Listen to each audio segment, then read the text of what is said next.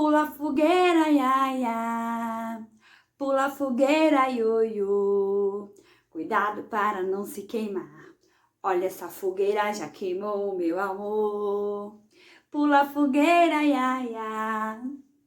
Oi, gente! Sabe por que eu tô cantando essa música? Porque a atividade que vocês vão fazer agora é pula fogueira. Isso mesmo! Vocês vão formar fogueiras usando formas geométricas. Tia Bela mandou aí triângulos, retângulos e vocês vão, usando cola, formar fogueiras. 5 fogueiras.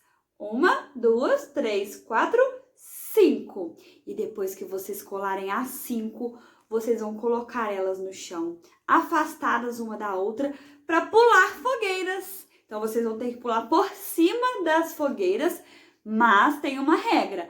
Pezinho juntinho, grudado, e aí pula. Pezinho juntinho, grudado, pula. Combinado? Quero ver o vídeo de vocês pulando bem legal, hein? E coloquem a música Pula Fogueira. Um beijo!